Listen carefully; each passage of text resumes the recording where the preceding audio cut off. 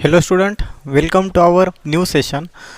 तर लास्ट सेशनमध्ये आपण आउटब्रीडिंग हा पॉईंट पाहिलेला आहे. ओके, की कशा पद्धतीने प्लांट स्वतःमध्ये काही मेकॅनिझम्स डेव्हलप करतात आणि हे मेकॅनिझम डेव्हलप्स करून जे सेल्फ पॉलिनेशन ही प्रोसेस अवॉइड करतात. ओके, आणि क्रॉस पॉलिनेशन मोठ्या प्रमाणात घडावं त्यासाठी ते स्वतःमध्ये एका प्रकारे डेव्हलपमेंट करून घेत आहेत. ओके, आता त्या पुढचा पॉईंट आपण या ठिकाणी पाहतोय, that is pollen pistil interaction. Okay, जे पोलन ग्रेन्स असणार आहेत आणि जे पिस्टिल्स असणार आहेत यांचं इंटरॅक्शन पाहणार आहे. पिस्टिल हा पॉईंट आपण ऑलरेडी पाहिलेला होता. तर जे स्टिग्मा स्टाईल ओव्हरी जे एंटायर स्ट्रक्चर होतं it is non as pistil. Okay, आता फर्स्ट ऑफ ऑल पिस्टिलवर जो वरचा पोर्शन असतो तो असतो स्टिग्माचा. त्या ठिकाणी पोलन ग्रेन्स डिपॉझिट होतात. नंतर खाली जो ट्यूब लाईक स्ट्रक्चर होतं इट इज अ स्टाईल आणि त्याही खाली काय असतं तर ओव्हरी. ओके, आणि ओव्हरीच्या मध्ये सापडतात ओव्ह्युल्स. तर ह्याच पिस्टिल आणि पोलन ग्रेन्स यांचा काय संबंध आहे, यांचं इंटरॅक्शन आपण या पॉईंटमध्ये पाहतोय. ओके, चला तर सुरुवात करू. फर्स्ट आपण याची डेफिनेशन पाहूयात. It is all the events from deposition of pollen grains on the stigma to the entry of pollen tube in the ovule. ही जी सगळी प्रोसेस आहे ही स्टार्ट कुठून होते तर deposition of pollen grains.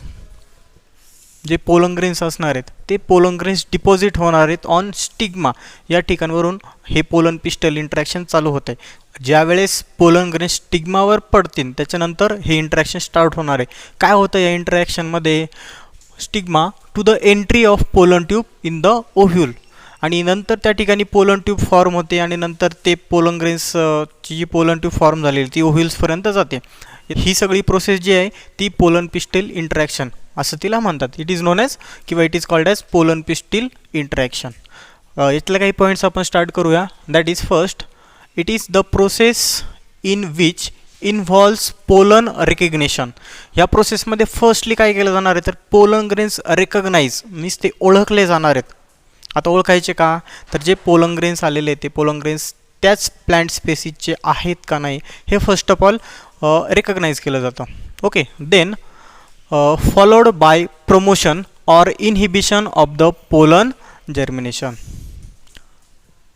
स्टिग्मावर pollen grains पडल्यानंतर ते पाहिले जाणार आहेत, नंतर त्यांचं आयडेंटिफिकेशन केलं जाणार आहे आणि नंतरच त्यांना प्रमोट करायचं आहे. ओके, त्यांना प्रमोशन द्यायचं आहे की इनहिबिट करायचं आहे. प्रमोशन मीन्स त्यांना अलाउ करायचं आहे for entry and inhibition means त्यांना त्या ठिकाणी अडवलं जाणार आहे, त्यांची ग्रोथ त्या ठिकाणी थांबवली जाणार आहे.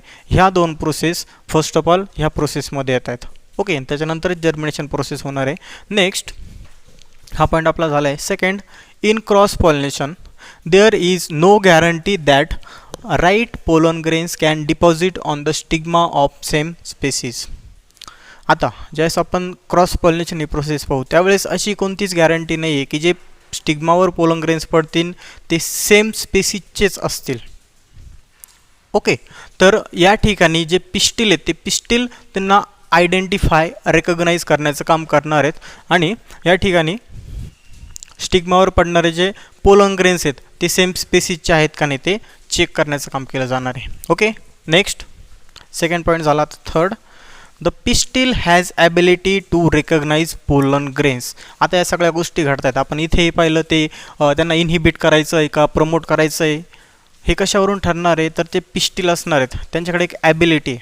ओके, त्या ॲबिलिटीनुसार ते काय करतायत की स्टिग्मावर पडलेला पोलन ग्रेन्स सेम स्पेसीजचा आहे की नाही हे फर्स्ट ऑफ ऑल ते ओळखतायत. ओके, आणि ही ॲबिलिटी कशा थ्रू असते तर त्या ठिकाणी काही केमिकलचं सिक्रेशन होत असतं आणि ह्याच केमिकलच्या सिक्रेशन थ्रू ते रिकग्नाइज करणार आहेत. ओके, नेक्स्ट पॉईंट पाहू. In it right type of pistil accept.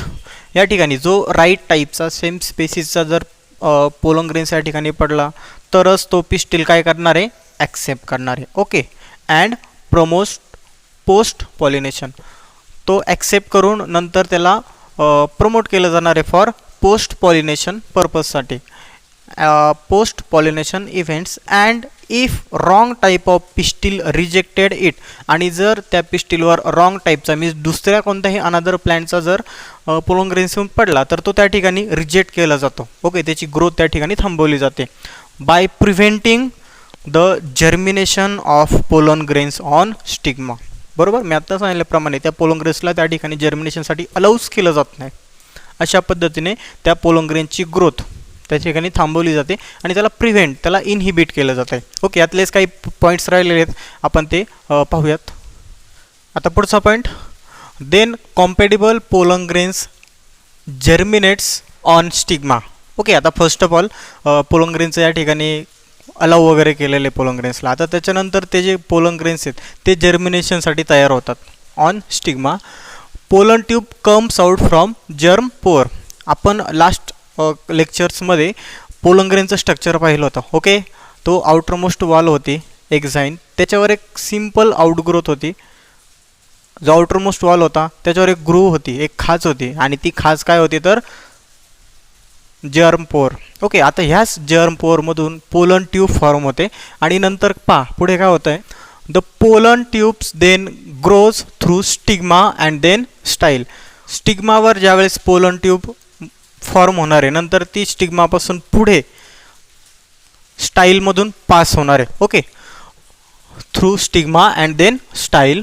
Next, inside the pollen tube generative cells divide to form 2 male gametes. आता ज्यावेळेस पोलन ट्यूब फॉर्म होणार आहे आणि ज्यावेळेस ती स्टाईलमध्ये असणार आहे त्यावेळेस पोलन ग्रेन्समध्ये जी जनरेटिव्ह एक सिंगल सेल होती त्याच्यात मायटोटिकली डिव्हिजन होणार आहे आणि 2 मेल गॅमेट्स या ठिकाणी फॉर्म होत आहेत. Okay, next, after reaching the ovary pollen tube enters into the ओव्ह्यूल्स.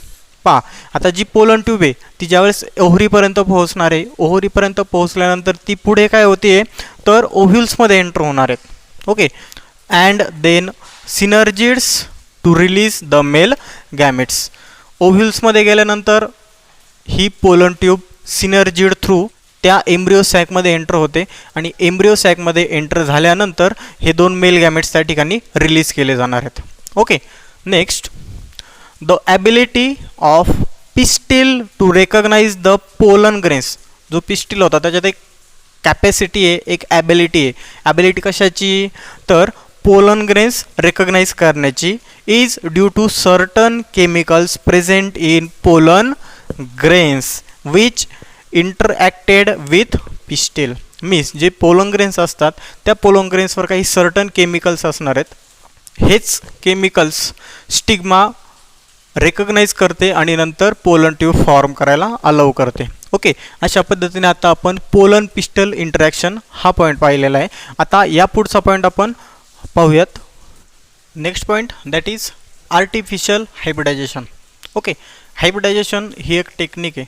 Okay, ह्या टेक्निक थ्रू काय केलं जातं, 2 डिफरंट प्लॅन्ट्समध्ये क्रॉस पॉलिनेशन केलं जातं आणि न्यू व्हरायटी डेव्हलप केली जाते. ओके, पहा, for crop improvement these technique use only desired pollen grains are hand pollinated and used for fertilization.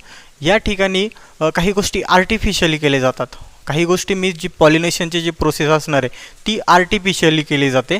Pollen grains artificially collect केले जाणार आहेत आणि नंतर ते एका डिझायर प्लॅन्ट्स स्टिग्मावर डस्ट केले जातात. आता फर्स्ट ऑफ ऑल या ठिकाणी 2 प्लॅन्ट सिलेक्ट केले जातात, एक ॲज अ मेल अँड एक ॲज अ फिमेल. ओके, जे प्लॅन्ट्स हेल्दी असणार आहेत, ज्यांचे ग्रेन्स वगैरे ते प्रॉपरली मोठे असणार आहेत, असे प्लॅन्ट्स या ठिकाणी सिलेक्ट केले जातात आणि ह्या 2 प्लॅन्ट्समध्ये ह्या डिझायर्ड कॅरेक्टर्समध्ये या ठिकाणी हायब्रिडायझेशन प्रोसेस केली जाते. Okay, it can be done with the help of emasculation and bagging procedure. आता हायब्रिडायझेशनची ही जी प्रोसेस आहे ही प्रोसेस इमॅस्क्युलेशन अँड बॅगिंग ह्या 2 प्रोसिजरच्या मदतीने होते. आता first of all emasculation means काय ते मी तुम्हाला सांगतो. तर इमॅस्क्युलेशन प्रोसेसमध्ये काय होतं आहे तर जे अँथर्स असणार आहेत, बायसेक्शुअल फ्लॉवरमध्ये प्रेझेंट असणारे जे अँथर्स असणार आहेत, जो मेल रिप्रोडक्टिव्ह पार्ट असतो तो with the help of forceps त्या ठिकाणी रिमूव्ह केला जातो आणि ह्याच अँथर्स रिमूव्हलच्या प्रोसेसला इमॅस्क्युलेशन प्रोसेस म्हणतात. ओके, म्हणजे जे बायसेक्शुअल फ्लॉवर आहे ते एक युनिसेक्शुअल फ्लॉवर या ठिकाणी तयार केलं जातं आहे. ओके, आर्टिफिशियली, आणि हे का करायचं आहे for avoiding self pollination. Okay, and next या ठिकाणी इमॅस्क्युलेशन प्रोसेस झाल्यानंतर जी पिस्टिलचा पोर्शन असणार आहे तो काय केला जातो, त्याला बॅग घातली जाते. ओके, आता त्याला बॅग का घालायची आहे किंवा ते बॅगनी का कवर करायचं आहे तर दुसऱ्या पोलन ग्रेन्सपासून त्याचं फर्टिलायझेशन ही प्रोसेस होऊ नये किंवा अवॉइडिंग द फर्टिलायझेशन या ठिकाणी बॅगिंग ही प्रोसेस केली जाते. ओके, बॅगिंग थ्रू काय होणार आहे, फॉरेन पोलन ग्रेन्स त्या पिस्टेलवर पडणार नाही आहेत आणि त्या ठिकाणी पॉलिनेशन होणार नाही. मीन्स या ठिकाणी काय केलं जातं, आपण जे 2 डिझायर कॅरेक्टरचे प्लांट्स सिलेक्ट केलेले आहेत त्याच 2 प्लांट्समध्ये या ठिकाणी फर्टिलायझेशन प्रोसेस घडवून आणली जाते artificially. So it is a artificial hybridisation technique. Okay, आता या पुढच्या सेशनमध्ये आपण चॅप्टरमधला बराचसा इम्पॉर्टन्स असा पार्ट पाहणार आहे, that is double fertilization process. Okay, हा थोडा इम्पॉर्टन्स असा पॉईंट आहे फॉर एक्झाम पर्पज, तर आपण तो पाहूयात पुढच्या सेशनमध्ये. थँक्यू.